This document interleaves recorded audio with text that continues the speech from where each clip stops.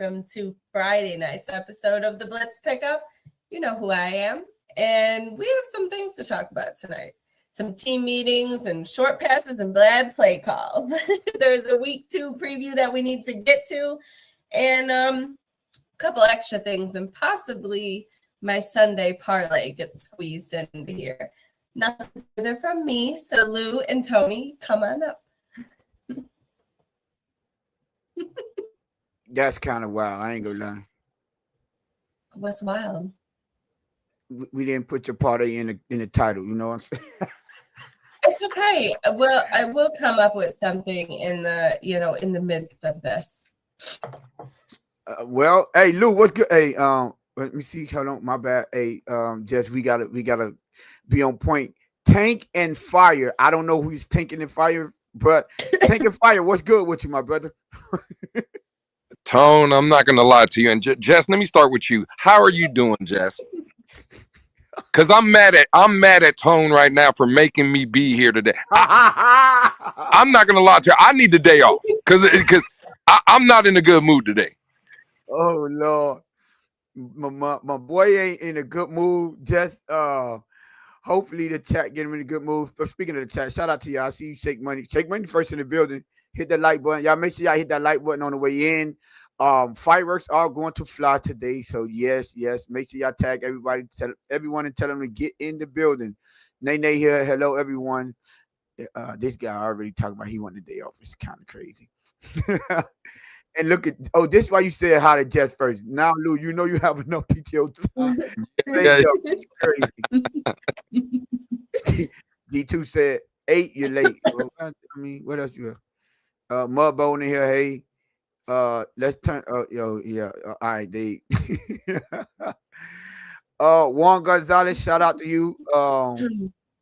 He said he feeling so deep in his feeling. Dave, you okay, bro? I mean, if you in danger. He's talking about me being in my feelings, and I ain't gonna lie. This is the first and only time I'll agree with Dave. Yes, I am. I am hot right now. I mean, if you listen, man, if y'all haven't been looking around, we got some things to talk about. Jess, how you doing? I know you had a little emergency. Is everything good with you first and foremost? Everything's good, as always. All right, man. Hey, you know what? Actually, and no trolling. That is the most important thing. So, Jess, glad to hear everything. Is going good and working out. So, definitely for sure. Yeah. Are y'all ready to turn up? I'm Jess. We ready to turn up. I don't know. You want to get straight into it, or what's going on? I'm ready to hear what y'all so turned up about. Apparently, I missed things today. I'm excited. Kind of, I guess. I don't know. I'm just ready for y'all to yell or something. We're a couple days early, but that's okay. You ready? Yeah, we ready. What we got? You seem a little confused. I just want to make sure. Yeah, I was trying to make sure I tagged them. I mean, I sent it in all the group chats.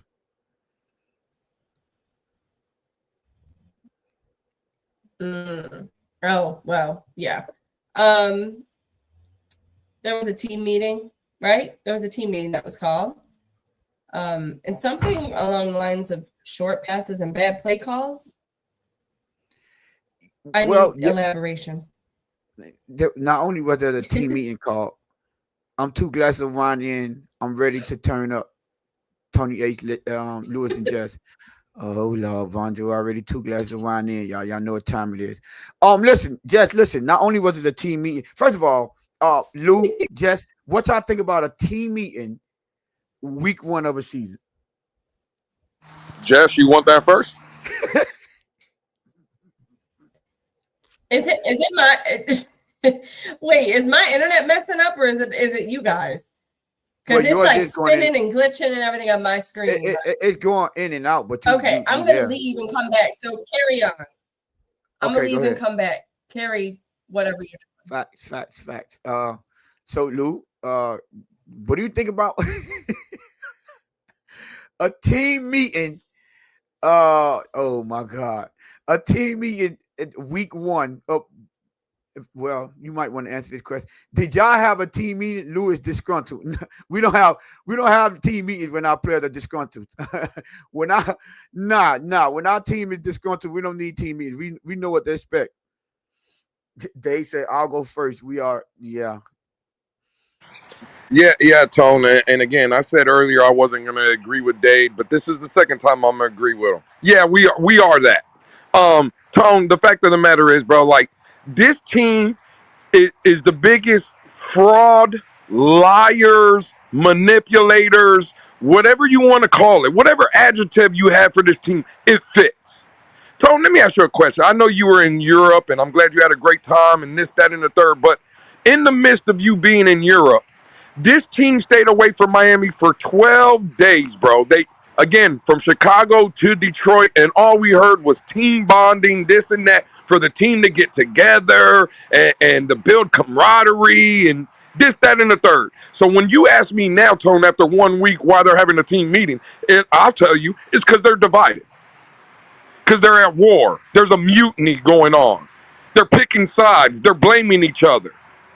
This has to be the biggest dumpster fire, depressed, just, again, soft-minded, weak, no accountability from anybody, organization, and football team.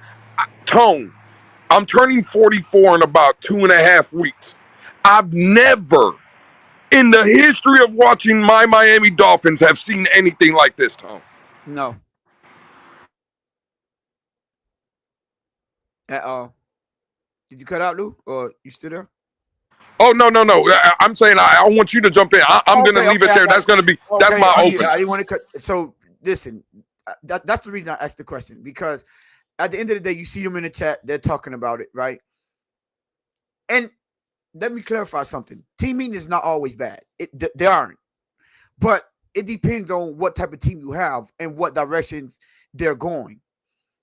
Like a team that underachieved last season, that underachieved in the offseason, barely practice with each other, and then you come underachieve in week one, and all three of both of the joint practices and the first week of both of the joint practices and the first week of the season, y'all got y'all behind mopped. They mopped the floor with our team, right? So you're not in a good place. And to call a team meeting after week one just shows that everything is in disarray, right? Also, what happened to the bonding, like you were saying, Lou? What happened to the bonding experience? I thought, was it 12? I heard it was 8 days, but 8 days, however long that road trip was, that was supposed to be the bonding period. That was supposed to be the time that y'all came together and built all this camaraderie and became a team. And hold everyone accountable, get to know each other, and it should help out at the beginning of the season. But what did we say? I'm like, that seems like, bro, they just doing things, but they got a book out and say, okay, this is what you're supposed to do when things are going wrong. Okay, let's try this one. Check that off. That ain't work. Let's try this one. Check that off. That ain't work. Let's try this. Like, they're going down a checklist of things that supposed to fix problems. But you know what the first thing that fix problem is? Y'all have to work well together. That's the first thing that'll fix the problem. Now, the second thing that fix problems is winning football. Start winning some games. Right? Practicing with a purpose. Doing things with a purpose. Not doing things because that seems like the good thing to do. It never works. It never works. I'm sorry. He said, wrong. They came together and decided to be soft. You know what? I agree with that, Dave. They came together to be soft. That is facts. But they were forced, Tone. They were forced to be together. Exactly. They were forced to be together. There you go, Lou. That's the part. It's not organic. Watching that show Under the Sun or whatever it was, one of my takeaways, and I haven't said it, but this is what it was. Even the videos, I don't know, Tone, I think it came, no, you were back in the States. The fact of the matter is, bro, when you even seen the team and some of the players interacting and bonding, it looked forced. It didn't look like it was, again, with me and Tone, me and you are big on one word, organic. right? Yeah. When things happen organic, you can tell. Again, we go back to the same story. The first time me and you met, there was no issue. We didn't have to have a team meeting. There was no bonding, bro. It was, hey, we dapped up, cool. Let's get this shot. Let's talk shit. Let's make videos. Let's do it, bro. It is what it is. Organic. Tone, I wasn't trying to cut you off. It's just everything about this team is fake, forced. It is nothing comes organically, bro. And that's the biggest problem. What did I say? You can't manufacture camaraderie, team chemistry. You can't. What are we doing out here? It makes you look even worse. Oh, I'm sorry. I brought down. I had that comment up for a reason. I'm 37, and I agree. Even the 1-15 team wasn't this dysfunctional. That is a fact. Because one thing we always say, even in that 1-15, 9 out of them 16 games, there was one score game. They was in it to the end. They didn't look like they quit. They didn't look terrible. Bro, that team wasn't even this dysfunctional. With not even a quarter of the talent on that team. Bro, we won a game with Cleo Lemon at quarterback. Y'all do understand that. So the thing about it is how are we supposed to be optimistic about this team when this is the type of thing we have to look forward to? And once again, why is this stuff coming out in the public? I don't get it. Why is it coming out in the public? Everything that y'all do is magnified. Shout out to Nene. She's in the chat. She brought up in the space earlier. Like, I didn't notice that the media was talking this bad about our team. I didn't know they was paying so much attention. You know why they paying so much attention? Because everything is out in the open. Everything. I go watch the TV and guess what they're saying? Why is all this stuff coming out in the open? Bruce Arians said the same thing. He be like, you know what that means? That means they're airing out their dirty laundry. Acho said that. They're pointing the finger, Tone. They're playing the blame game. That's what they're doing. Shady McCoy, LaShawn McCoy, he's out there. He's speaking on it. Everyone is talking about Stephen A. Smith. He's talking about it. Everyone is talking about the dysfunction of this team. And we wonder why I come out and say, hey, it's fake. Lou, guess what? You remember you called the dude out? Is Jordan Brooks. What you said, let's keep the same energy. Remember, you was going up on people. Let's keep the same energy. He came out and he said that this meeting was necessary. And you said, what, Lou? That's soft, right? That is absolutely soft. Keep the same energy. My good brother Dave, I'm glad you're in here. You know, I gotta call y'all out. I wish I see Mike Best in here. Mike Best, I know you be regular, but come on in here. Game Boy 305. Y'all come on in here. It's 33 of y'all in the building. Start hitting like buttons, subscribe. Y'all push this out, right? Lou, you remember when, I don't know if you was in there, but it was a question posed about Jordan Brooks saying this is the toughest training camp he's been involved with. I remember. Yep. And what did I call? You called bullshit. You called BS. Did you exactly? Stop the cap. Stop the cap right now. Stop the cap. Bullshit.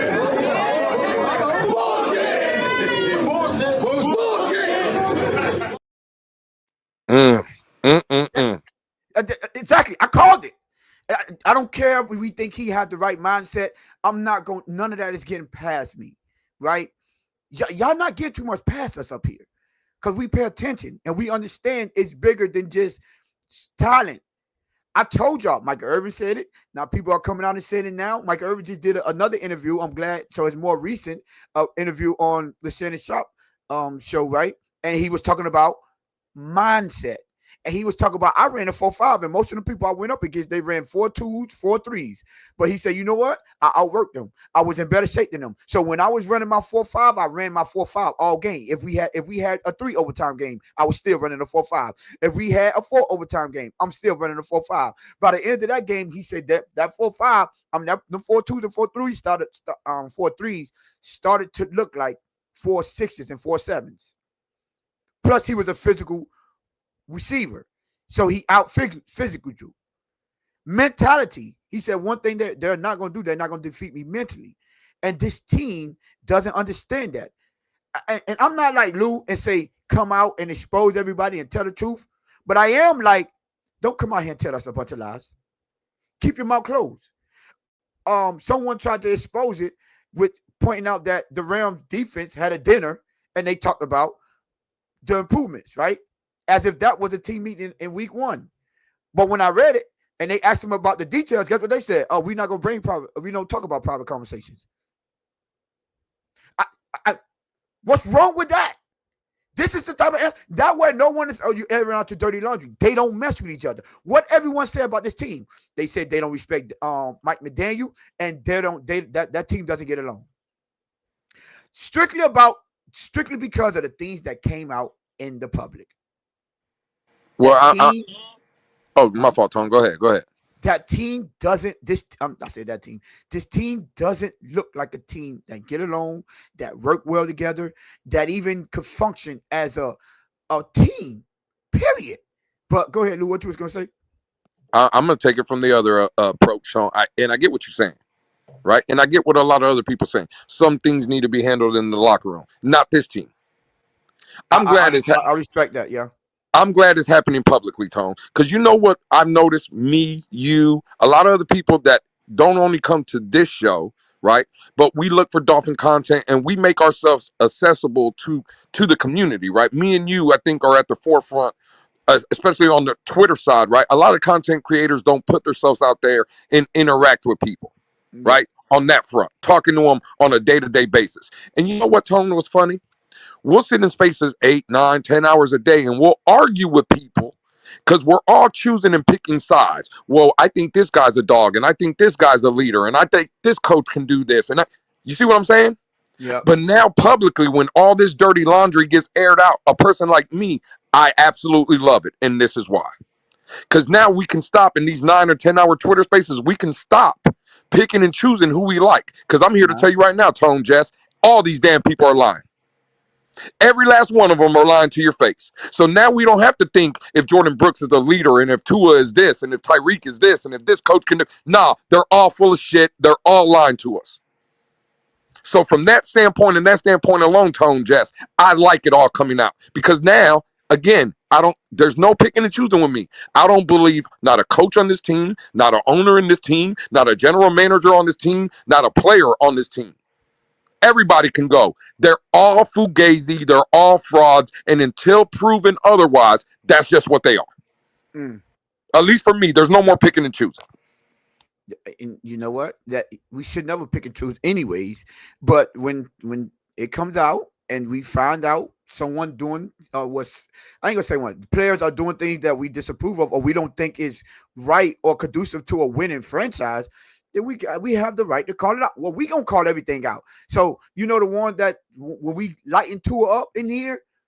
See now when the people that we seem to take a liking to and say, okay, I like his mindset. Y'all see, we keep the same energy because the minute Jordan Brooks says something I didn't like, what I said, Cap, he's lying. How you know, Tony? Did you see how he practiced in Seattle? I said no, but I see how they practice. I've been in our practices, and I've been to the practice before this season. And there's nothing different from the practices this season than last season, except for they're running sprints at the end of practice. That's it. So I'm sorry, but this is a bad look. It's a terrible look. And you don't come out and tell us that y'all been building everything. And then the first thing you do is have a players only meeting. Lou, what did we say? That sound cool. We don't believe you. Because the first time adversity hit, then you're going to really see what's going on. Didn't we say this? Absolutely. What happened? The doors blowed off them. Team meetings, players only meetings. Not only that, we got more. Jess, I'm sorry we didn't get to you. I know you fell off. Team meetings, me and Lou probably went on a tangent. But what are your feelings about a team meeting after week one? They have literally no connection with each other at all. Like, at all. to call it that early is embarrassing. Just not only for like our franchise, like it's embarrassing for everybody else that's looking at us, because everybody else is literally gonna be like, they're not doing anything, they're not worried about us. And hopefully I want to have hope, but I have no hope. She said, hopefully, I want to have hope. She didn't say, hopefully, I have. She said, hopefully, I want to have hope. So you don't even know if you're going I want to have hope, but there's just none at all. Like, to call a meeting that early and then is just crazy. You know what, Nene? This is the words don't line up with the actions. Audio / video ain't synced. A kung fu movie. Y'all ever watch them kung fu movies? I don't know. Back in the days, you know, we might be showing our age, but they might be moving. They might move like 5 seconds before the words come out. That is the perfect analogy. Actually, speaking, no, it's not syncing right now. And the problem is, if y'all had to call a team meeting, then what kind of bonding? What was y'all talking about on that bonding experience? What kind of accountability y'all was holding each other to in that bonding experience on that road trip? Can you ask me? Question. Mike Best says, question for the panel. Would you rather beat the Pats or Bills? What would say more? Say we lose to the Pats but beat the Bills. You know what I'd rather do? I'd rather them lose every game, because that's not going to do nothing but give false hope. I'd rather them go out there and play. I'd rather not have to even have these type of scenarios because of how bad our team look in week 1. You see how bad it is, how down bad that we have these type of scenarios after week 1.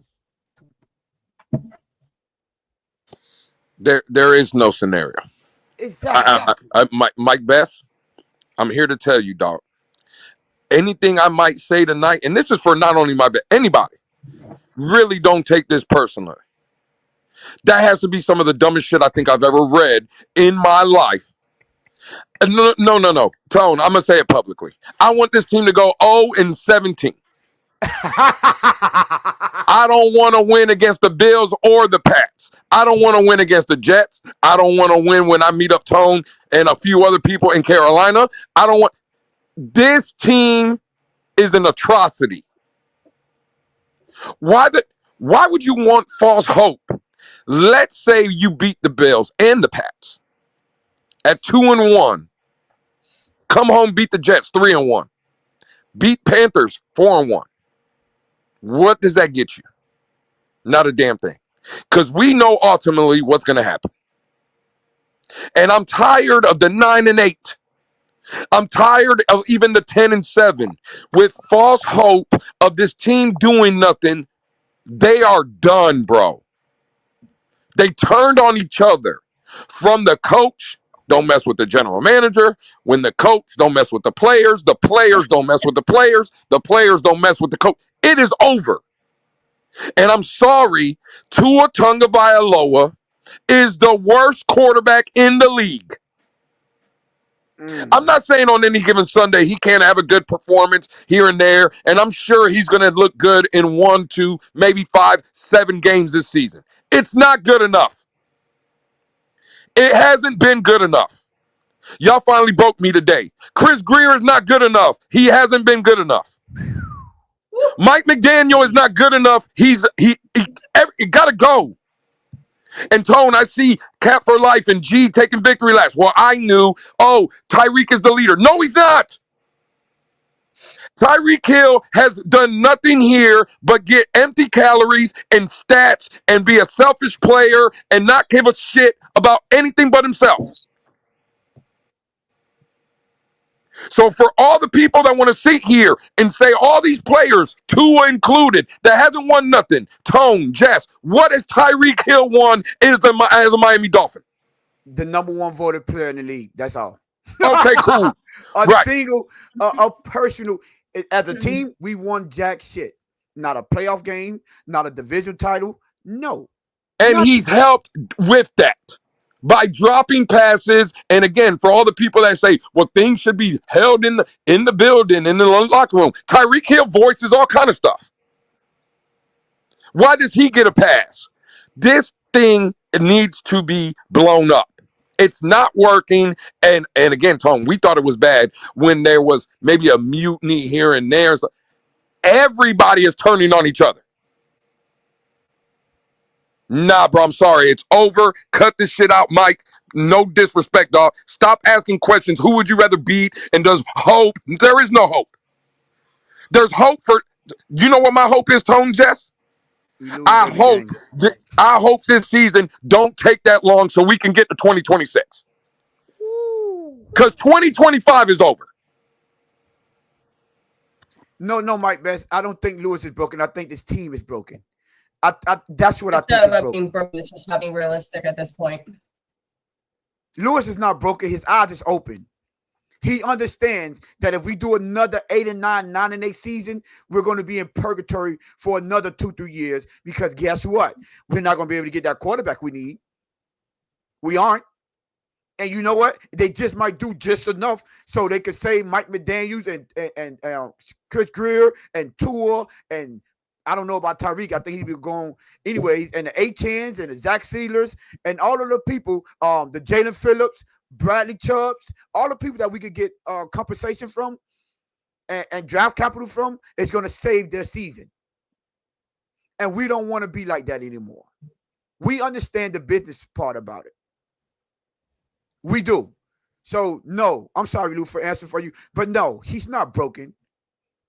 I think you know what? You need to be broken. You need to break that cycle.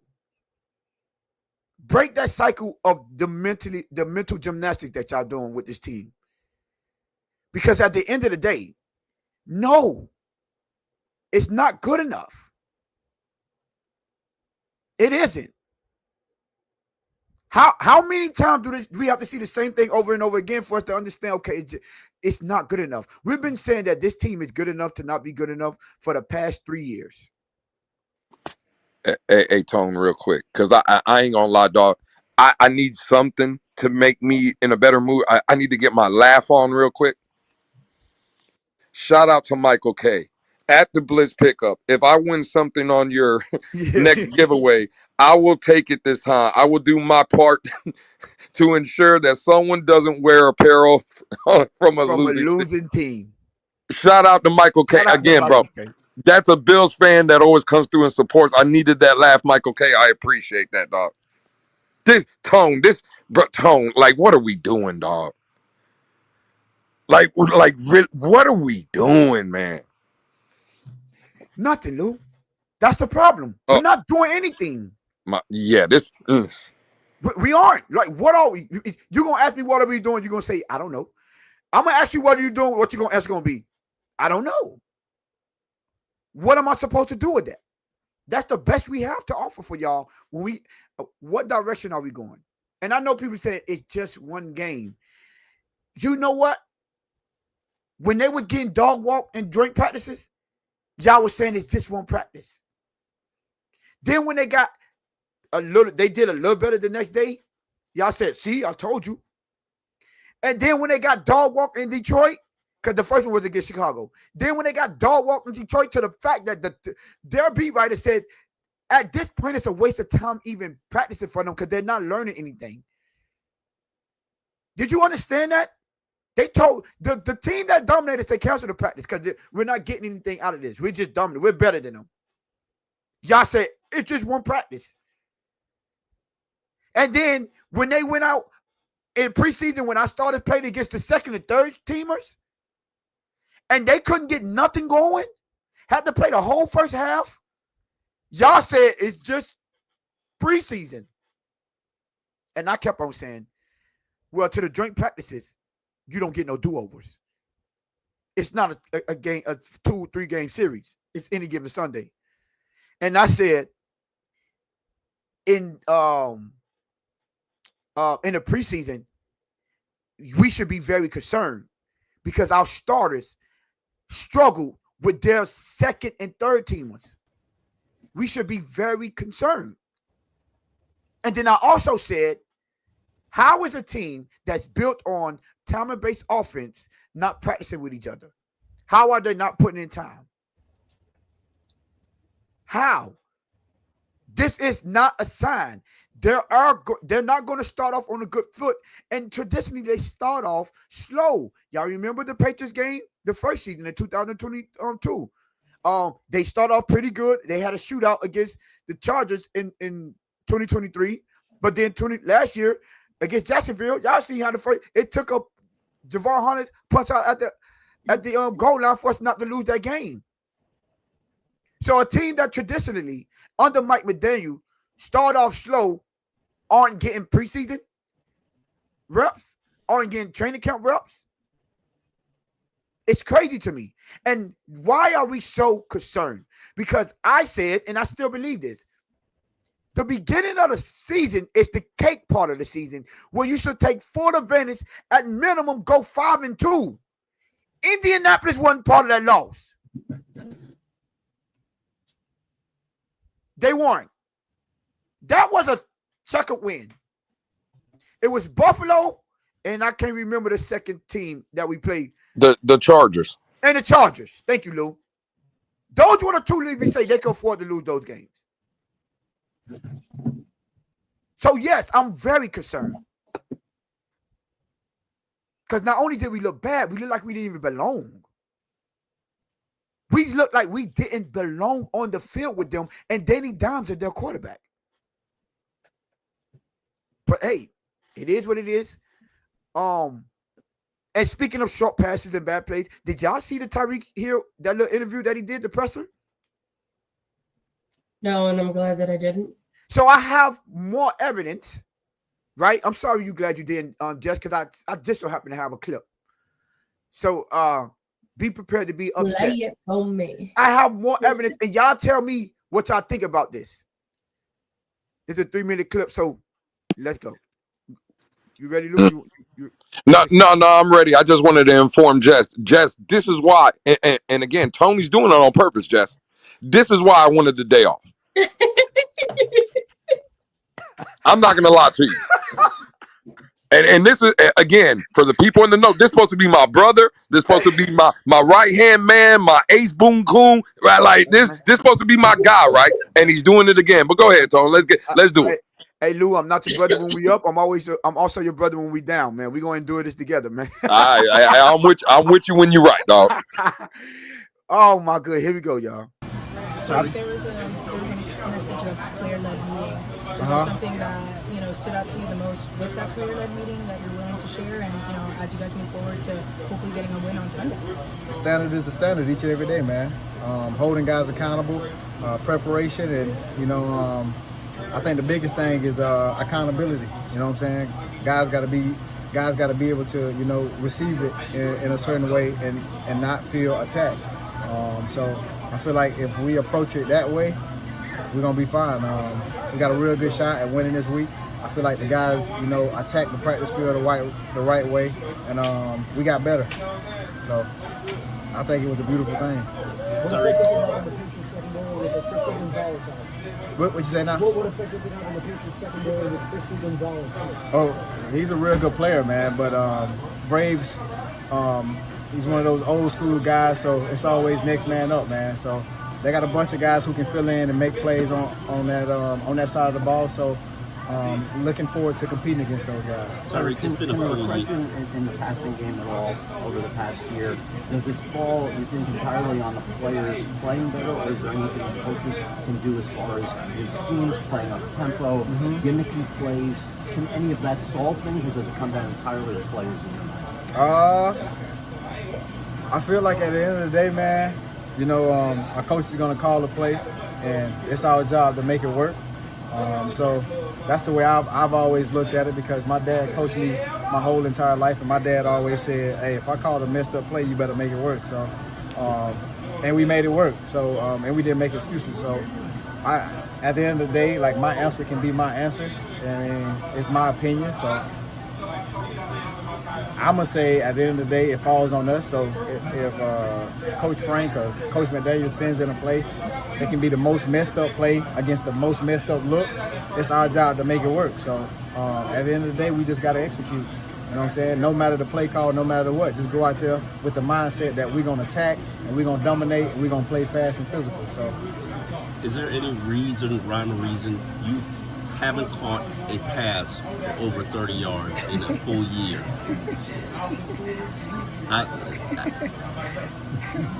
You trying to piss me off today? No, I'm not trying to piss you off. I'm just trying to ask you what is going on, because we see the speed is there. Yeah.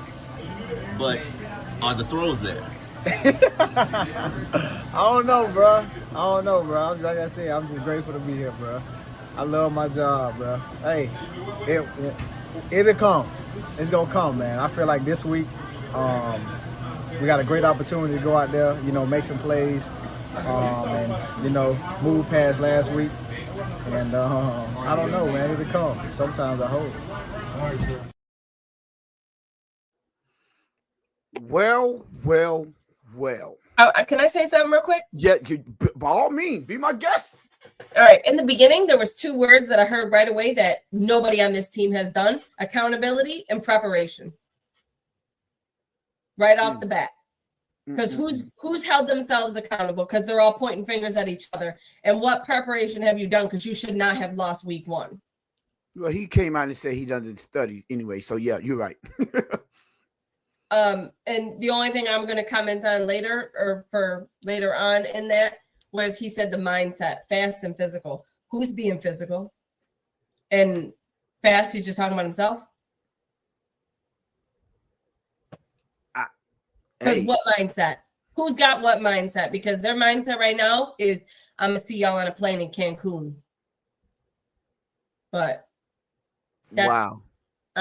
Yeah. I have nothing else to comment on that. Go ahead. Well, for me, I just want to start right here with G's comment.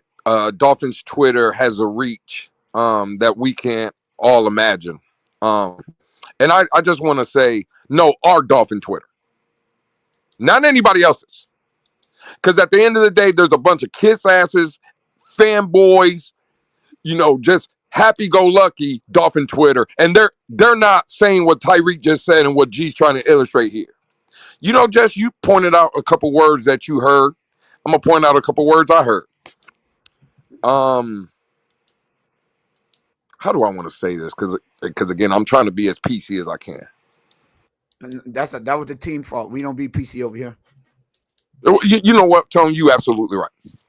The man said, and I quote, "I don't care what the play call is. I don't care if it's this, that, and the third. It's on the players to execute." Now, Tone, I don't do this. Toot toot. Who the hell does that sound like, Tone? Sound like Lou to me. That sounds like my co-host up there. That man said, he used the word execution. It doesn't matter. Stop not making excuses. This, that, and the third. We have to execute. Now, Tone, this is the kicker. See, I can say it in them Twitter spaces on YouTube, this and that. But you know what? I'll give you credit, Tone. When you break down that film, I'm talking it. You're showing it. Fact. Is there not plays to be made, Tone? Every single time we break down the plays. Even if there's bad plays or whatever, there's still plays to be made. You could still say, hey, the execution from the player, name them. Take your pick. Quarterback, receiver, running back, offensive line, whoever. There's plays to be made. That's what the man literally just said. The same things I be telling you, the same things Tony be showing you. But Tone, these damn people want to still come back and fight with us and argue with us and say we don't know nothing and, it's a small YouTube channel, whatever it is. I know one thing. Over here at the Blitz Pickup, Jess has been right. I've been right. Tony's been right. We've all been right. And I'm tired of arguing with y'all. There's players in this locker room telling you they ain't trying to make no excuses no more, this, that, and the third. They're frustrated. They're the ones that need to execute. Go ahead, Tone. Now you take off. And you're still gonna have people that's gonna see that and say, no, it's a coach. You can't. What do you expect them to say? Let me tell you what I pointed out. A couple of things I pointed out. You know how you just said execution, and Tyreek said, he don't care what the play call is. It's up to them to make the plays. Remember that? I said, Did y'all notice right before he finished off what he was saying? What he said? this is my opinion, so I'm gonna say what I want to say. People could think that I'm. Did y'all see that? Catch that part? Why did he have to make that public service announcement? Y'all think maybe they were complaining about the play calls, and Tyreek ain't want to hear that? Or maybe there was some people trying to complain about play calling and the lack of execution, and there's a division in the locker room about, oh, well, why are we blaming it on the play calls when we could have just execute? Maybe he's watching what we watching and say, well, you ain't like that play call, but I see this man open right here. Maybe, just maybe, there's a lot more division than we thought, because maybe it's people other than Tyreek telling people, no, bro, stop making excuses for the play calls. And then, right, I asked the question, can Tua audible? Maybe they don't trust him to audible. Because I put you, Lou, you know what? You say, go back to elementary and connect the dots. Absolutely. I listened to Mike McDaniel's press conference earlier today, and when they asked him about the fast-paced offense, the up-tempo offense, guess what he said? Oh, we tried it a lot. You know, the most we did it was in Pittsburgh, but for the most part, it takes away from the motions, right? And you have to react to what the defense is doing. And he said we did it twice. This is the kicker. We did it. Well, he didn't say twice. He said we did it a couple of times. Week 1, and we got 2 turnovers off that. Lewis, correct. Who's the only one that had turnovers in week 1? Tua Tagovailoa. Tua Tagovailoa. See, I listen with intent. I'm not just listening. I'm listening with intent. So I'm like, okay, if that happened and you're not as comfortable with calling those plays, then maybe the reason Tua doesn't have free range to maybe check out is because he don't trust him either. Maybe he don't fully trust him. And I'm like, wow. And then for Tyreek to say, God talking, what I was going to say. Oh, towards the end, what about him saying when they asked him about the 30 yards, less than 30 yard receptions? You see how he put his head down and put that laugh? Shout out to Nettie. He pointed this out and he put his head down and started laughing. And his response was, "You trying to piss me off with that question, aren't you?" What do you? Hey, Lou. Hey. When Omar hit him with the follow-up question, Tone, are the throws there? And he What do you put his mean head. by that? Huh? And he said, "I don't know, man. I love my job." What am I supposed to do with that, Tone? You know what I'm gonna do about that? This what I'm gonna. Got him. We fucking got him. Hey, Tone, and you know what's? Go ahead. My fault. Go ahead. Anything other than the throws are there. We just have to execute. Let you know how he feel about Tua. That's a fact. Mike Best, you know, the one that tend to doubt me when I point things out ahead of time. You don't know that, Tony, because I told you I pay attention. I've been doing this for a long time. You don't have to say everything for me to understand what you're saying. Right? Do you think if they asked Jamar Chase something like that, they would say, "I don't know, I love my job"? Huh? No, I don't think so. You think if they asked any of the receivers over there, and no, Zay Flowers? No. So pay attention, my good people, to what's been said, even when they're not saying it directly to y'all. That's a fact. Tone, you know the reason I got Mike Best's comment up, and he says it was Tua who called the meeting. You know that, right? I guess he was talking to Cap for Life. And let's just stay right there, Tone. Mike Best is completely correct. Tua did call that meeting, that team meeting. Now, you know what, Crazy Tone? Me and you, Jess, others were alike in many ways. Because we don't just listen. We're trying to listen for key things, right? We always point things out. one of the first things Tyreek Hill said when he mentioned the word that Jess said she had noticed was accountability. He said, and I quote, "We need people that can be held accountable without feeling like they're attacked." Attack. That's my last one I wanted to leave off on for you Tua lovers. Go Hey, ahead, man. Take off, my brother. Hey, Tone. So, Mike Best, I want you to understand with that comment, you are absolutely correct. Tua called that team meeting, but I guarantee you he didn't expect that meeting to go the way it did. Because I bet you they turned up on Tua Tagovailoa. I bet you Tyreek Hill, that PC answer and politically correct. Now, he was shooting, right? But there was subliminals, right? He left things that, again, certain people might be able to say, well, that's your interpretation. I guarantee you in that meeting, that team meeting that Tua called, I said it earlier in a different way. I can't use that kind of language here. But I bet you Tyreek told him, hey, dog, I ain't got no catch over 30 yards in the past year, and that's because of you. You're trash. The reason I'm failing and the reason this team's failing is because of you. I guarantee you those words were said. I guarantee you others piped up and said, you're the one calling this team meeting? Now, this is where I'll give you credit, Tone. You guys told me when that conversation came up, Tua shouldn't be the one saying all the things.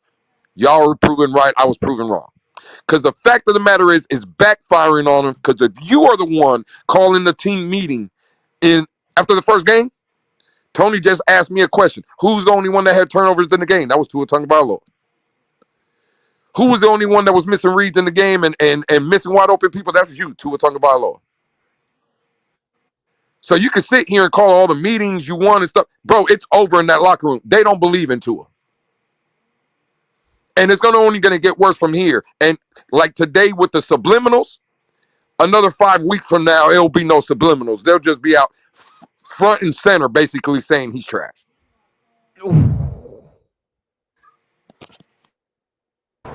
God damn it, I like the way you do business. I'm so sorry. You couldn't have said it. I couldn't have said it better myself. Everything you just said was spot on.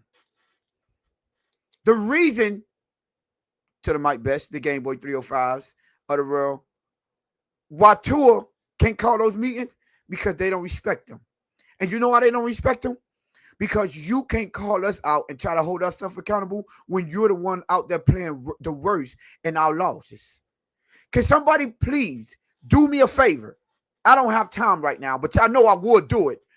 Please tell me, in all of our losses, for the most part, who plays the worst in those games? Because we do point out, hey, Tyreek, man, you had some key drops. Hey, Tyreek, every big game that Tua folded in, you folded in as well. But I'm willing to bet 8 times out of 10 in our losses, Tua had the most mistakes. These are facts. We could name the Buffalo game where we were like, he ain't had the most, but he had that bad throw that Lou said could have changed the game, but you got 2 plays that got called on the defense. Okay, we could bet him out on that.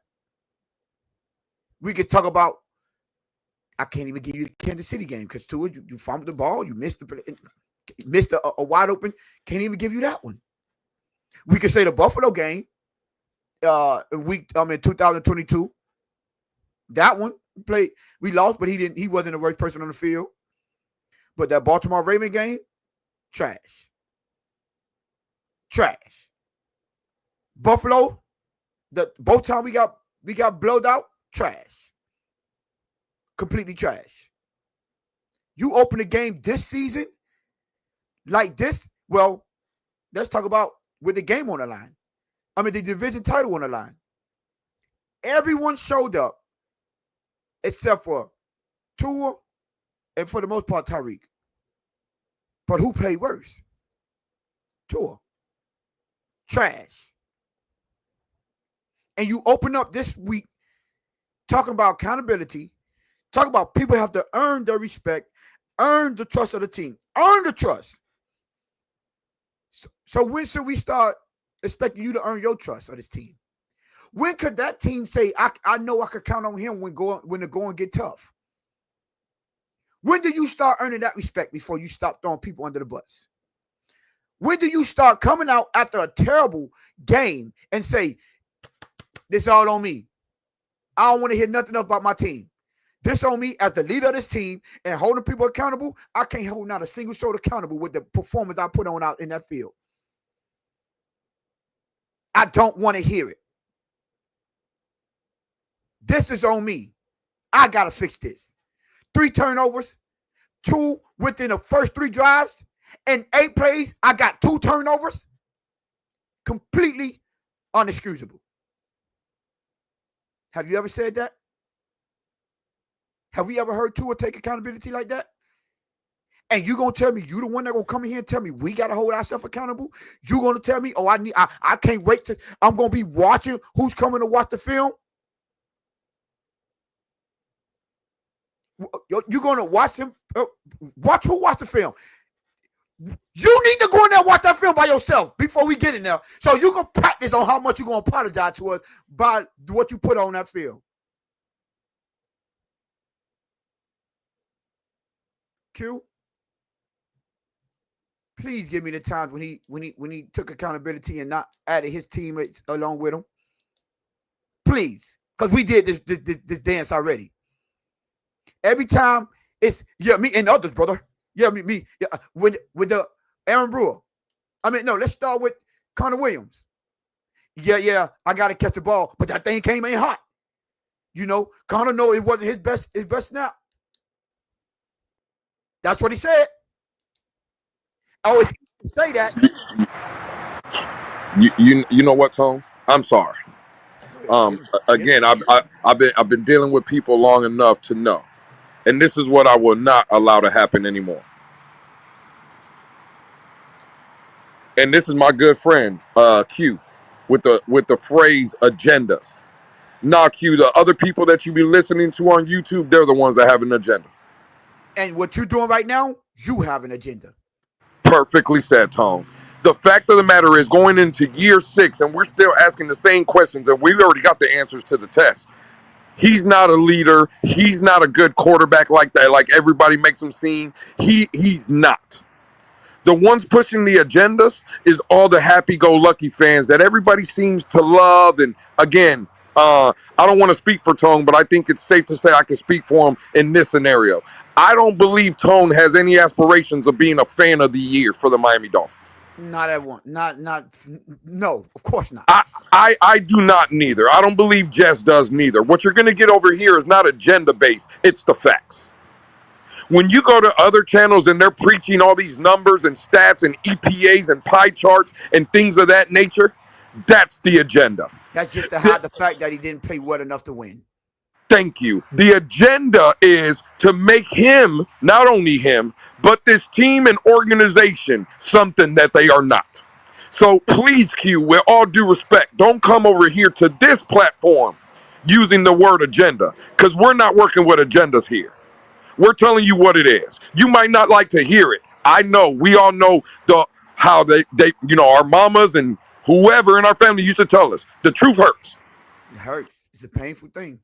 It hurts. But please, Q, don't come over here and say, at least over here at the Blitz Pickup, that we're out here spreading agendas. No, we are not. We're just going to tell you the truth, and the truth hurts.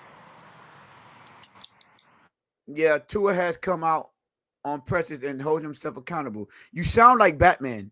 We're not talking about half-assed accountability. See, I didn't say, I said him and him only. Don't forget the second part. Him only. I'm not talking about when he said, yeah, it begins with me, but this guy, he could have did better. I'm not talking about that. I'm sorry. That's not the type of accountability that I'm talking about. I'm talking about go watch a rookie quarterback in Cam Ward when they asked him about how trash his line is. He said, no, man, I put them in bad positions. I could have got the ball out. I took some bad sacks. The leader. I don't want to hear about what my offensive line did wrong when I could have did better. It starts with the man in the mirror.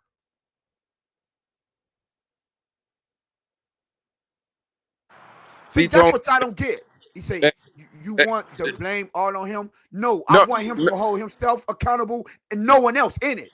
And then if they ask someone else, they hold themselves accountable and no one in it. Why every time he says something, he asks someone else in it?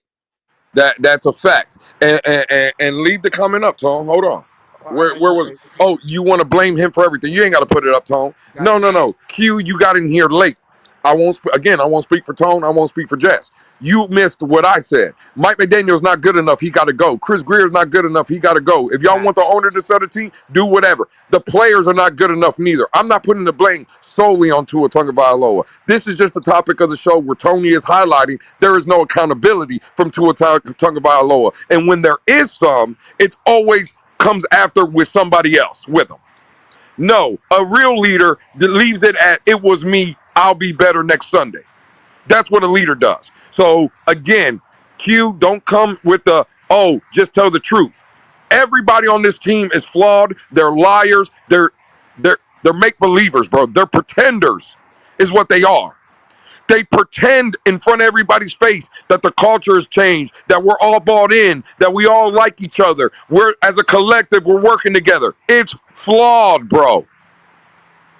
And again, whether you like it or not, Q, heaviest is the head that wears the crown. Mike McDaniel didn't say that. Chris Greer didn't say that. Tua Tagovailoa said that. So when you come and you say, well, y'all want all the blame, before the season, last season, when Tua got that contract, he said he wanted all the blame by taking that contract and saying the quote, heaviest is the head that wears the crown. Mm. Mm, mm, mm, mm, mm. So hey, there you go. I'm looking for something. Bingo, right on time. So Q, since we want to know who we want to hold the blame, when we was talking about the meeting, you got people that's Tua fans, right? It was Tua who called the meeting. Cap, they didn't want to give him credit for calling the meeting. So who I'm supposed to blame? You want me to blame Tyreek for Tua calling this meeting? You want me to blame Mike McDaniel for Tua calling this meeting? Or maybe we should add in the offensive line because Tua called the meeting. Or should I blame Tyreek, the running backs, the offensive line, the coach, the GM, the owner for Tua saying, I'm the highest paid person in the history of the football. The blame starts with me. I'm the one responsible. I had to hold myself accountable. Should we blame someone else for him saying he want to be held accountable? I'm just asking for a friend because it's always a reason to hold him, to not hold him accountable for his actions and his responsibility as the leader. If you are one of the ones that say he is the leader, unquestionable leader of this team, then name me a leader that don't take full accountability and don't mention the rest of his teammates. I'm asking. Name me a leader that do not take full accountability and don't say, well, my teammates did bad. Oh, my team. Because go back and listen to that Lamar Jackson interview after he lost the AFC Championship game, a chance to go to a Super Bowl because his tight end dropped a 2-point conversion. He said, I got to stop turning the ball over. I got to do better. I'm so frustrated. Sorry, y'all, but I'm frustrated. I need to do better, and I'm tired of this. The boy ain't mentioned nothing about Mark Andrews dropping a 2-point conversion. And we all know that was the biggest play in that game. And I just gave you Cam Ward. When that reporter kept asking him about, he said, but what do you think about, when you had the not enough time? He said, no, I took bad sacks. Begging him to say something about his offensive line. A rookie wouldn't have none of it. You know why? Because you handled that in the locker room. You want to know why? Because those people are going to respect that. No, we got our quarterback, when he was taking that accountability, said, but I am going to be watching the show. Who can watch film? That's what our quarterback do. It's not it's everybody. Special team, offense, and defense. You know who says that? Coaches. Nah, it's on me. and we lost it all phases, special team, offensively, and defensively. That's on me. See, but it's levels to when you want what you want out of your leader. And you wonder why when they asked Tyreek, are the passes there? He didn't even throw two under the bus, but we knew he wanted to. We all saw him put his head down and laugh. And instead of saying no, he was like, man, I don't know, man. I love my job. I don't know. I love my job. He didn't say the passes was there, though.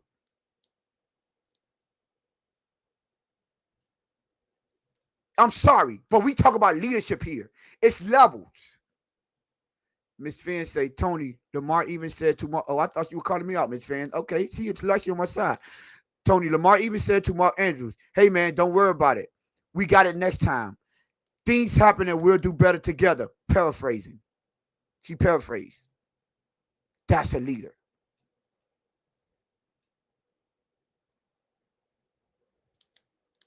That's a leader. See this right here?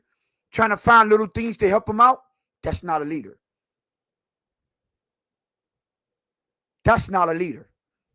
And maybe you just will never get it, Q. But unfortunately, over here, we're going to tell you that's the problem with this team, the mindset. See, over here, we talk about our team's mindset and why it's never going to be good enough. Damian D said, Tua is mentally weak and emotional and soft. That's the definition of a horrible leader. It also shows you that just because you're talented or you are in a leadership position or a leadership role doesn't make you a leader either. You can't force leadership. You're built with it. You're born with that. Yeah, I was on defense, Nene, because I usually we usually take shots. And that, my brother, is what I'm trying to say. 49 of y'all in the building, please hit the like button, subscribe if y'all haven't subscribed. Road to 700, get the team to 700. Listen, I'm sorry to tell you. Ooh, I didn't even know that. I didn't know Lamar went after the fans for going after Mark Andrews. But I'm sorry to tell y'all, but the truth hurts, but we over here speaking truth and facts. We're not going to sugarcoat it because we understand we can't lie about this team and hope everything get better. We have to tell the truth and know that that's the only way they're going to get better. If you could look them in the eyes, why do you think Tyreek said, and it don't got to be just for Tua. It could be for anyone on this team. Why do you think he said we have to be able to hold people accountable and call people out and they don't take it as if they're being attacked? Because that's very pivotal to being a winning franchise. I'm sorry. This is absolutely ridiculous at this point. Well, come back my best after Dolphin losses, because that's the only time I'm gonna be excited and happy and doing everything I guess you want me to do. Because, bro, again, I'm telling you, this is no trolling. This is just not after week one, bro. It's a combination of what we have been seeing, right? I am over this regime. I'm over this team. There is no coming back. There is no hopium. There is nothing. Now, if they go on to win the AFC and they win the Super Bowl, I'll come up here and I'll tell you I was wrong. Until that, miss me with everything else. Mike Best, I'm sorry. I don't know what you're looking for. I think you're maybe trying to be funny or whatever. Again, bro, all due respect, I want this team to lose. I want this team to lose so it can be blown up. It is flawed. Point blank, period. There is no coming back from this. Bro, Tone, Jess, when we've been having these conversations, we've just been talking about, for the most part, the team quitting on Mike McDaniel. I'm going to give you a quote from Joe Shad that he said, Mike McDaniel said, and I quote, all I want moving forward is this team to listen to me and listen to each other. Yep. Tone, Jess, I say it all the time. What am I supposed to do with that? When a coach comes out and he says in front of the media, all I want is this team to listen to me and listen to each other. He is telling you nobody respects nobody. They don't respect me. They don't respect my message. They don't respect each other. They're not holding each other accountable. That's what the head coach came out and said today. And we want to come out here and be like, well, what happens if we beat the Patriots? Absolutely nothing. This team is flawed, bro, and they got to give it up. Period. Hey, listen, man. At the end of the day, Tyrone Hall, boo Cam for calling Tua Tyrone. Boo you, Cam. I know you ain't like the fact that he used your name, but you might not like Cam. A lot of people probably don't like him, but I just want y'all to know he was the number 1 overall pick. He took the worst franchise to a Super Bowl and won an MVP in the league. His team was 15-1 that season. You know what he said when he heard Tua's why he called him Tua Tyrone? Because he said when he heard that, he asked them and said he's going to be looking to see who comes in to watch film. That's when he was like, what? My brother, you got to get yourself right before you could call people out. He said you got to make sure your yard is clean before you start pointing at other people's yards. You need to go in that film room. This is coming from a player's perspective. And then, thank you. You know what? It shows on the field lack of leadership. Please, to the people that, want to say him, hold people accountable and himself accountable with things like that, do he conduct himself as a leader? After bad plays, do you see him showing that leadership qualities? Hell, after good plays, do you see him showing that leadership quality? Do you see him leading his team when things are not going correct? Do we? At this point, we're not talking about talent on the field. We're talking about leadership quality. We talk about mentalities.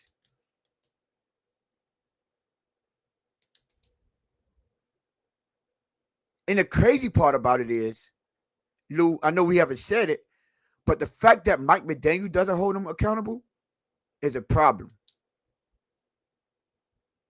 That's the problem.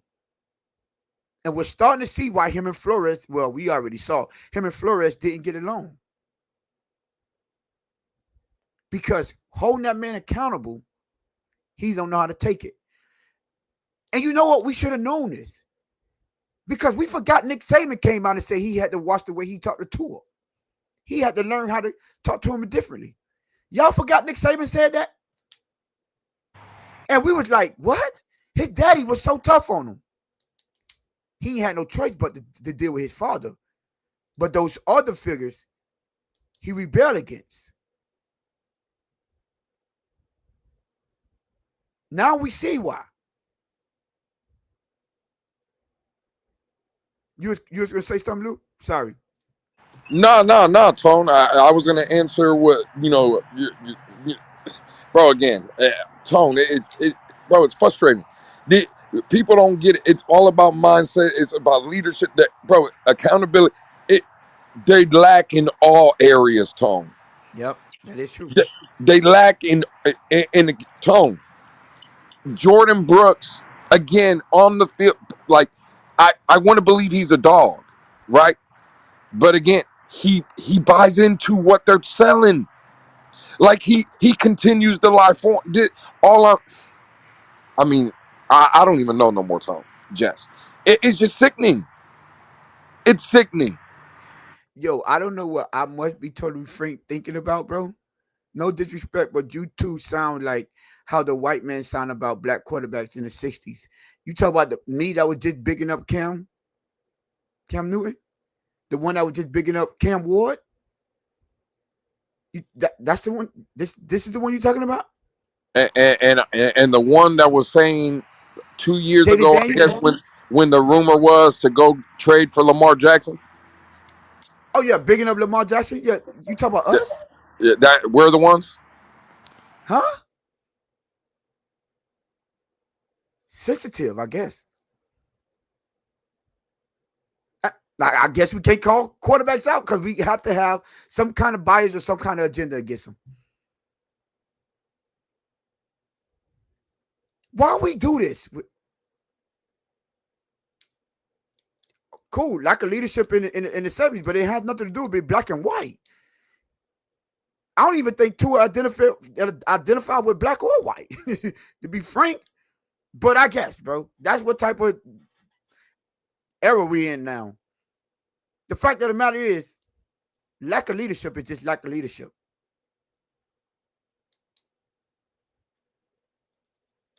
And that's the self-narrative, Tua. At the end of the day, mindset is going to always be mindset. I just want to mind y'all, we called out Jordan Brooks earlier today too about being a liar, about saying that this is required. Y'all want to add another win? Mika Fitzpatrick came out and said it was necessary. Lies. It was needed. Lies. Jalen Waddle saying they had a great week of practice and they did all the right things. And no, they didn't. No, you didn't. We call everybody out over here. I'm sorry, but this, unfortunately, see, the reason why we seem so passionate and the reason that we seem so negative right now is because we can't stand losing. And you know what I can't stand more than losing? Not seeing it getting better anytime soon. Not being able to believe that I could trust my team to crawl out of this, even though it's only week 1. Now, y'all remember at the beginning when Bradley told y'all that they dipped their feet in, but they was capping. His words, not mine. They were capping. And I said, well, how do you expect us to believe you this year? Oh, no, we was capping last year, but this year we believe that. And looked every last one of y'all in the eyes and say, y'all believe him? How? How can you believe a guy that came out and admitted that they was lying to y'all? But he's telling the truth about lying to y'all so you can believe the liar right now. The math don't math. It just wasn't mathing to me.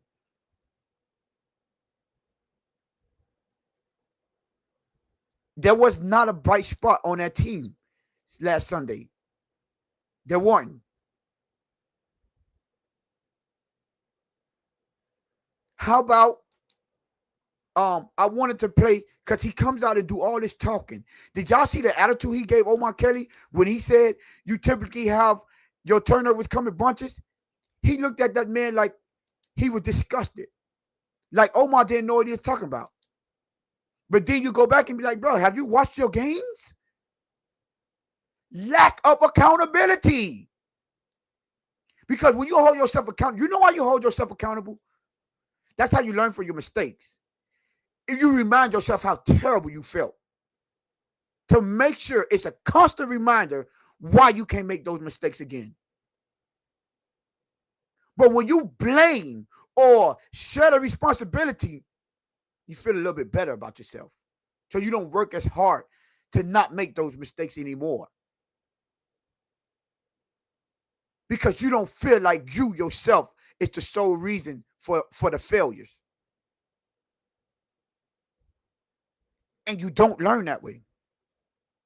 You have to hold yourself accountable because that's a constant reminder. Nah, I got to get this done. I got to practice harder on this. I got to perfect my craft because I'll be damned if the next time I look at this film, I'm going to be a reason that we failed.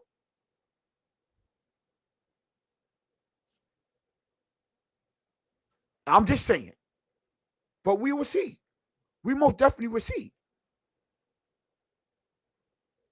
But you can't call people out and have the game that you're having. Defense, trash. It's just how much you want me to blame the defense when I know if I start blaming, let's say I'm debating with somebody. Let's say we having a debate. Who's more at fault? Who should we have? Oh, someone tell me, oh, I want to put the failures of that game on the defense. I'm gonna say, yes, I can. But the minute they rebuttal, you do know 8 plays into the game, the defense was on the field 3 times and had 2 turnovers from their quarterback. How am I supposed to rebuttal that? Tone, I got one better for you, right? Because that is a very good way to rebuttal. I got one too. I'm tired of hearing the defensive stuff. I watched Josh Allen in Buffalo. His defense gave up 40 points. He found a way to win. On Monday, what wasn't that game Monday night when J.J. McCarthy led the Vikings in the fourth quarter to a comeback against the Chicago Bears? Monday night. That Down defense, 40. they were down. Down They 10 weren't points. playing well. J.J. McCarthy started making plays. See what we've been trained or taught here in the Dolphin community is the offensive line. It's the defense. No. What it is our quarterback is limited. And I'm not saying that our offensive line hasn't been bad. And I'm not saying our coaching hasn't been bad. And I'm not even going to say that our defense hasn't been bad. But across the league, when our offensive lines are bad, they still show up. And when their offensive lines are bad, they still show up. And when Buffalo's defense didn't get off the bus on Sunday night and gave up 40, their quarterback still showed up. But again, what we've been trained to believe and taught to believe in all these analytics and numbers and look at his completion percentage, that doesn't tell you the story.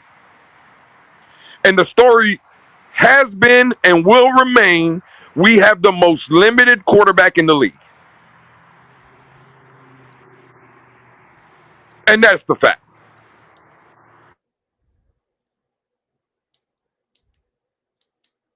I mean, it's not wrong to point out the limitations.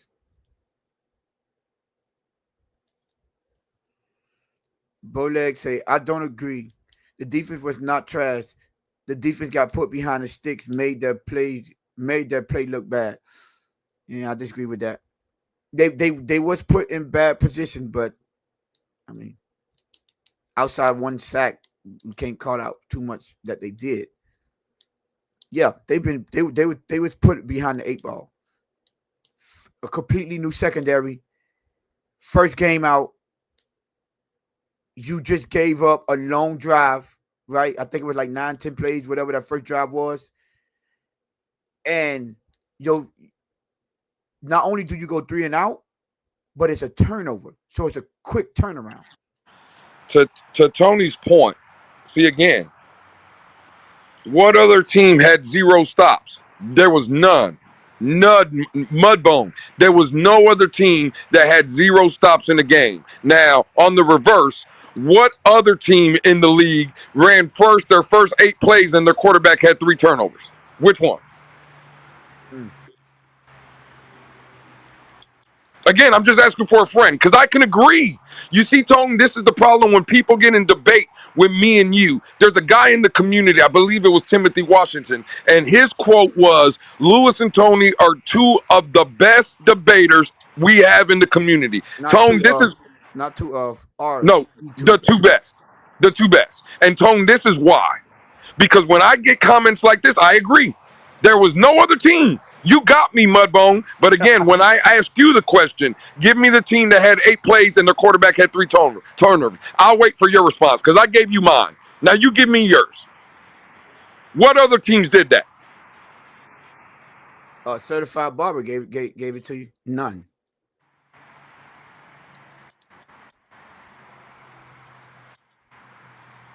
And that is true. Like I really don't like why you on the sideline laughing? Bro, you in year 6. You should be tired of doing anything on turnovers.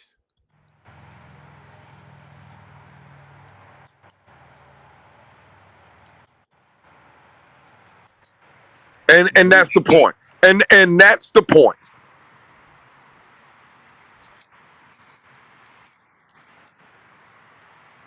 I appreciate y'all Good show, y'all. Hey, yeah, shout out to you, Q. Appreciate you, my brother. Nene is definitely the leadership.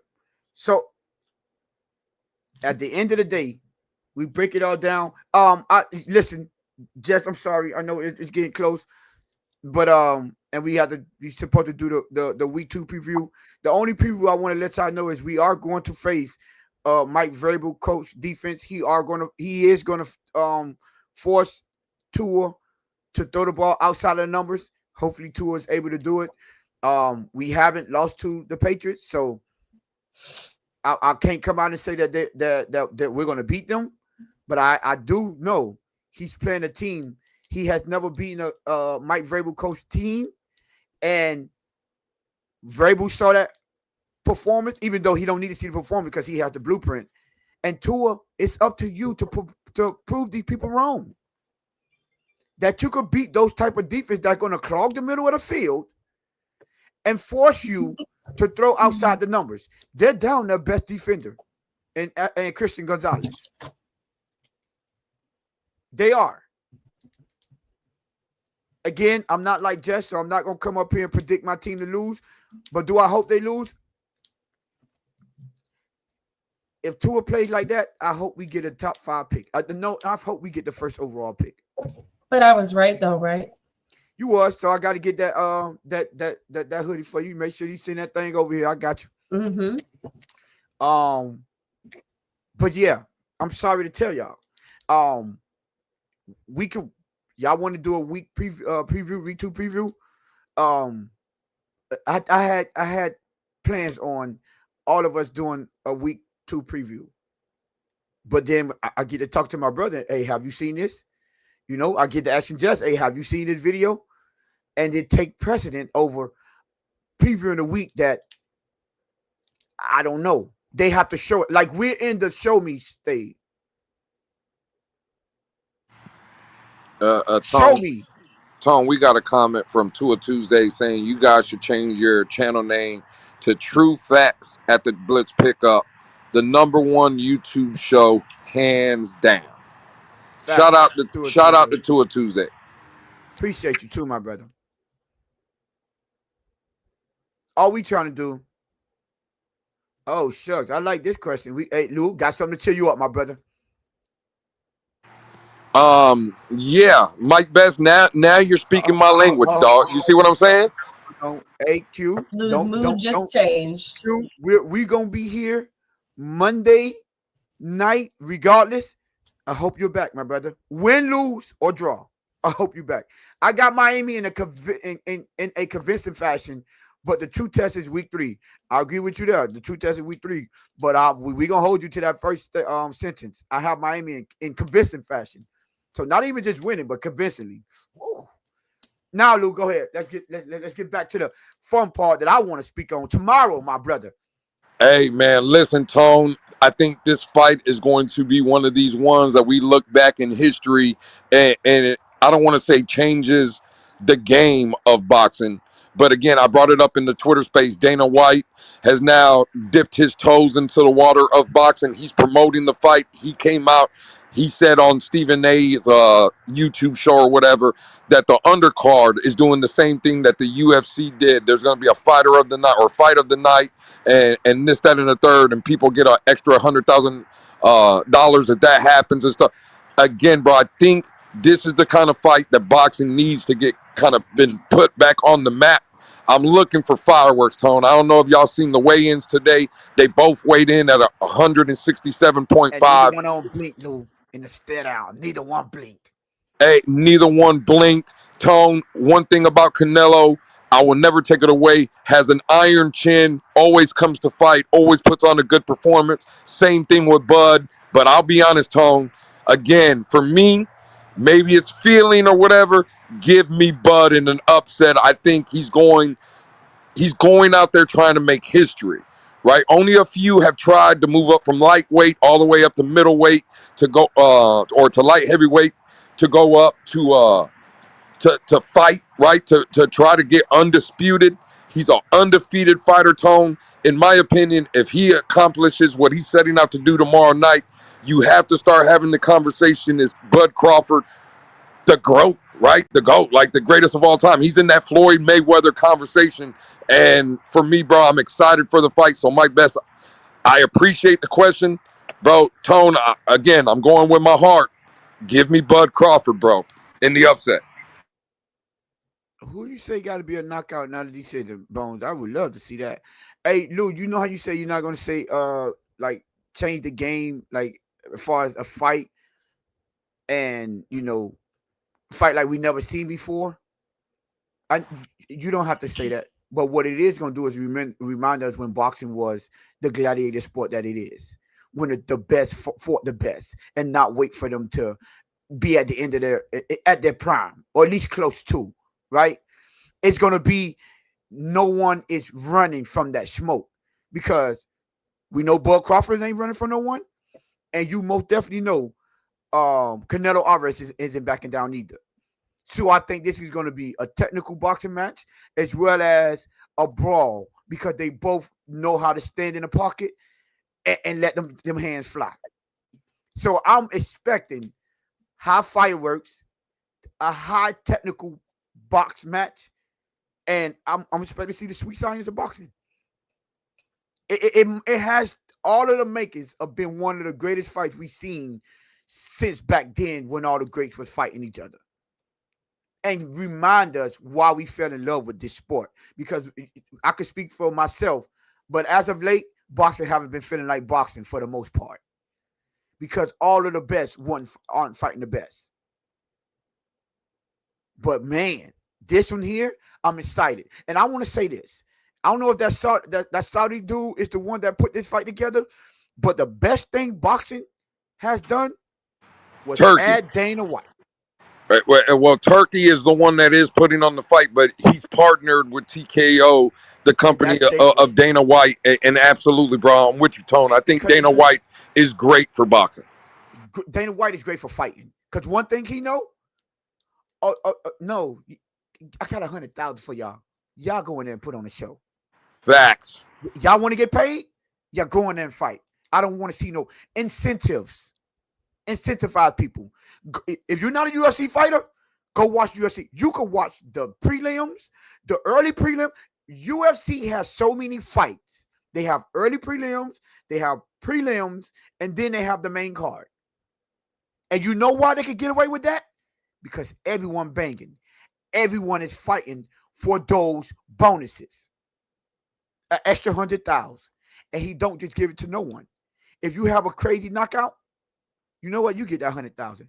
If someone come out and outdo your knockout, I ain't gonna take your 100,000 away from you, but you too, you getting 100,000 too, just because both of y'all were spectacular. That's what type of promoter he is. To convince to encourage everyone to go out there and put on a show for the fans, because I know how to get butts in the seat. Because every time you show up to the UFC event, guess what you're looking for? Fight of the night, knockout of the night. Everyone is looking for that, because you know you're going to get it. There's few and far in between fights that you don't get knockouts in UFC. Few. Now, if those boxers go in there with the same mindset as UFC, trust me, y'all be in for a show. And even the undercards, you're there watching. I watch UFC from 6 o'clock in the afternoon all the way to 2 o'clock or 1 o'clock when that last fight ends. That's a fact. I'm putting in 7 hours, maybe even 8, a working shift. So yes, but listen, man, shout out to the Dolphins. Are we doing game predictions? Jess, I know I'm sorry. I told you it was going to take long. Do you want to do Jess's kiss? I forgot your segment. I'm so sorry. But segment, or because I know it's kind of late. I don't know if you're ready for it. I have something written down, but I can wait until. Are we live? Are we going live on Sunday? Oh, yes. Forgot. For everyone, God dog it. Spread the word. We will be going live. We having live reaction this Sunday. Your boy is not going out to the game, so I will be here live putting in that work. So everyone, make sure y'all come join us. We're gonna have our live watching their live reactions to of the game. So yes, what we need to do, Lou. Hey Lou, we probably could do it for tomorrow too, Lou. But Do what for tomorrow? the live reaction for the boxing. Mm. What we need to do though, Lou, we need to get together and see how we can link our TVs. Yeah.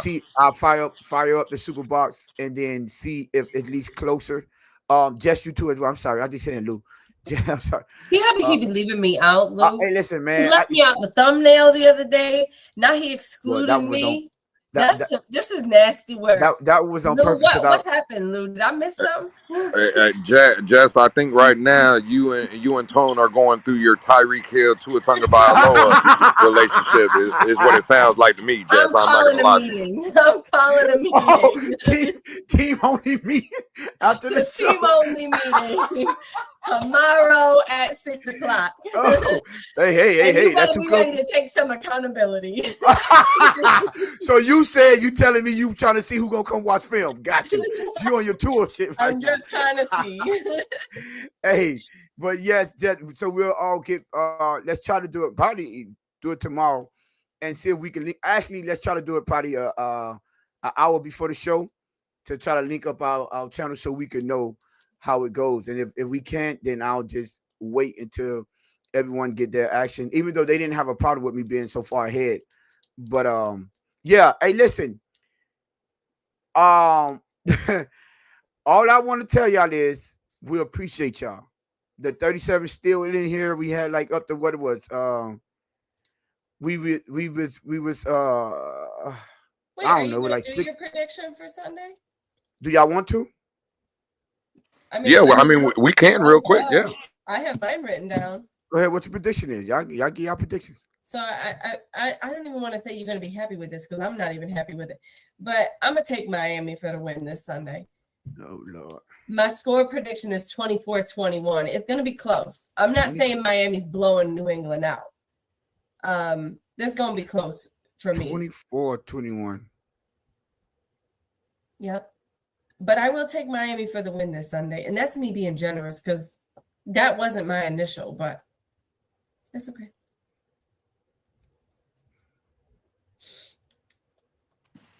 Tone, you want next or? You're just sitting there reading the comments. The game time so each of you can sync it up. Probably.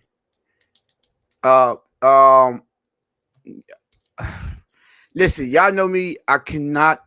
I did it once. It just didn't feel right. I cannot predict my team to lose, no matter how much we talk trash about them. I'm always gonna be. I'm watching the game to hope that they lose this season. I don't think it's good for us. But unfortunately, they gotta show me. The Patriots have shown us that they don't have the ability to beat us, but Mike Vrabel have shown us that he do have the ability to beat a Tua quarterback team. So I'm going to say this is going to be a low-scoring game. I would say probably 13-10, hopefully, even though I think this not true, but I think the Patriots might pull this off 13-10. I'm sorry. Lou? Yeah, I thought, again, the way you started, I thought you were going to go the other way. I'm with you, Tone. I'm taking the Dolphins in the loss. I think there's too much. You know what, Lou? They might win because Jesse's the only one to pick us to win. I picked us to lose last weekend and we lost. Time. All I know is if we lose or if we win this weekend and this score is anywhere remotely close to what I'm doing, I'm telling y'all, tail me on these parlays. Well, yeah. Listen, Jess, you possibly might start the season 2-0, and me and Tone possibly might start 0-2. Right, so that's a credit to you, Jess. I'm with Damian. Dame, listen, we talk on the phone. Great minds think alike. I got 2017 Patriots. I think it's a nip and tuck game. I think it's close. I think the Patriots win it on a game-winning field goal. CCRR 23-0. Is that a win or a loss? Paulo Diaz said without Gonzalez, we're without our starting right tackle and our starting right guard. We're also without our starting cornerback and possibly our starting safety. So yeah, we're missing quite a few people ourselves. I'm gonna write what my parlay is in the chat since I don't have my little thing built up, so Okay. people can screenshot it. Mike Best said won't be close. 31-14. Miami. Okay, I see you put Miami. 31 points for a team that scored 8. Okay. Optimistic. I get it. That I can't do it.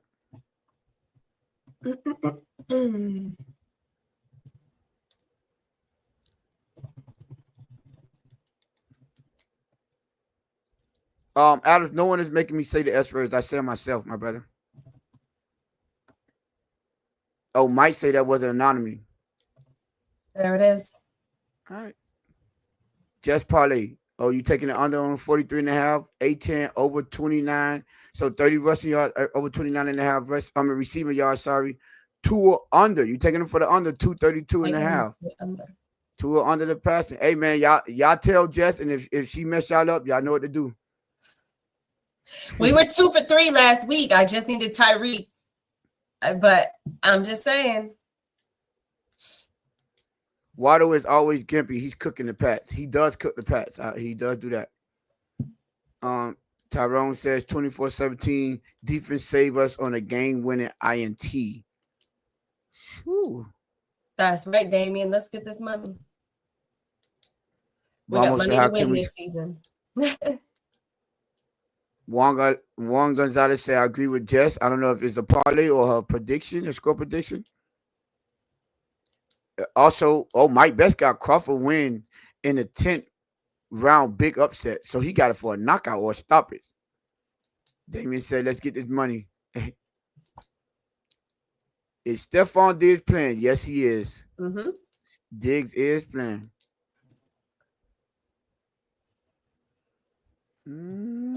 He said the parlay. All right, y'all. Listen, appreciate y'all. Lewis, Jess, do y'all got anything else? Listen, 35 of y'all still in the building before we get out of here. Hit the subscribe button, please. And y'all make sure y'all hit the like button, share our content, right? Lou, Jess, y'all got anything else? No, I'm good. All right, Lou, you know what to do. Hey, man, this has been the Friday episode of the Blitz Pickup. Sorry for all the doom and gloom, but over here, we're going to keep it real. For your boy on the top of the screen, Tone. For your girl on the bottom of the screen, Jess. You know who the hell I am. Shout out to the producer in the back. We'll see y'all Sunday for the call of the Miami Dolphins versus New England Patriots at The Rock. Today, the revolver goes to all of us, man. And if you don't know how the revolver goes, Bang, bang, bang, bang.